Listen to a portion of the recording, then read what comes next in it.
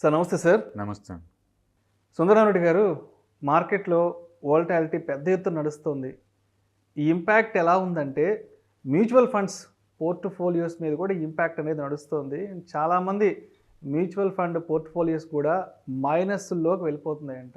అయితే అంటే మనం మ్యూచువల్ ఫండ్ ఇన్వెస్ట్‌మెంట్ అనగానే కొంత కన్జర్వేటివ్‌గా ఉంటాయి, సేఫ్టీ ఉంటుందన్న ఉద్దేశంతో మ్యూచువల్ ఫండ్స్‌లో పెడతాం.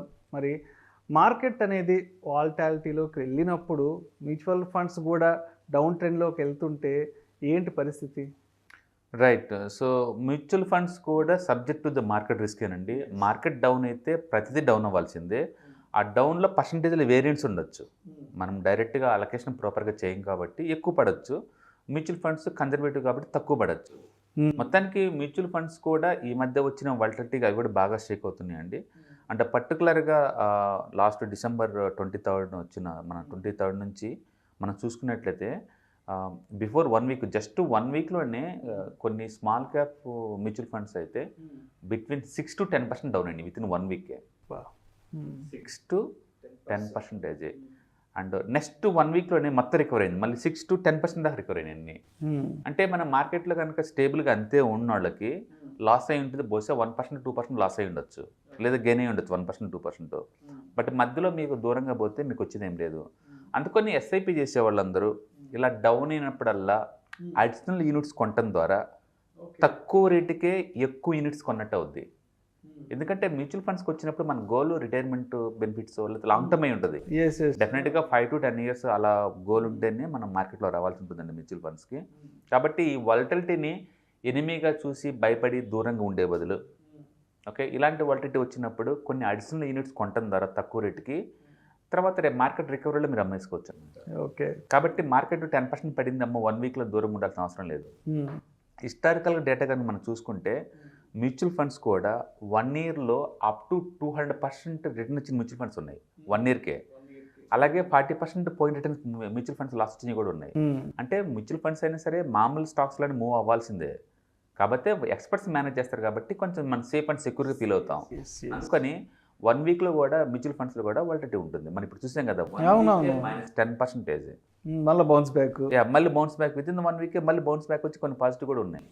ఈ వాలటిలిటీ ముందు ఇంకా చాలా ఎక్కువ అవుద్ది. ప్రొఫెషనల్స్ మేనేజ్ చేసే మ్యూచువల్ ఫండ్స్లోనే ఎంత వేరియంట్స్ ఇండివిజువల్ పోర్ట్ఫోలియో ఏ రేంజ్లో ఉంటే చూసుకోండి ఇంకా.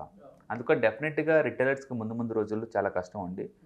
ఈ వాలటిలిటీ ఇంత కంటిన్యూ అవుతుంటుంది.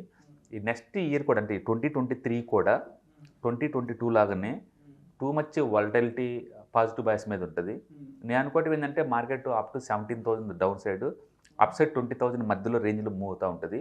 But every dip is equal to buying candidate అంతే. ఇండియా గ్రోత్ స్టోరీకి వచ్చిన ఇదేం లేదండి. కాబట్టి మనం వాలటిలిటీ జోన్లోకి ఎంటర్ అవుతున్నాం. అది క్లియర్గా అవపడుతుంది చార్ట్స్లో. ఒకసారి డ్రాప్ అయిందంటే స్టాక్స్ 5%, 10% మినిమం అయిపోతుంది. రికవరీ అంత స్పీడ్గా అవటం లేదు. అండ్ రాను వడ్డీ రేట్లు ఇంకా పెరుగుతున్నాయి. అవును. ఇప్పటికే బయట బ్యాంక్ ఇంట్రెస్ట్ రేట్స్ 7-8% దాకా ఉన్నాయి ఫిక్స్డ్ డిపాజిట్స్ కనుక చూసుకుంటే. ఈ రేటు దగ్గర ఎవరు అప్పులు చేసి బిజినెస్ రన్ చేయలేరు. అందుకని నెక్స్ట్ 1 ఇయర్ కూడా ఈ రిఫ్లెక్ట్ మనకి బారోయింగ్ కాస్ట్లో ఎక్కువ అవుతుంది కాబట్టి కంపెనీ ప్రాఫిటబిలిటీ ఖచ్చితంగా పడుతుంది. అందుకని నెక్స్ట్ 1 ఇయర్ కూడా వాలటిలిటీ ఎక్కువ అవుతుంటుంది.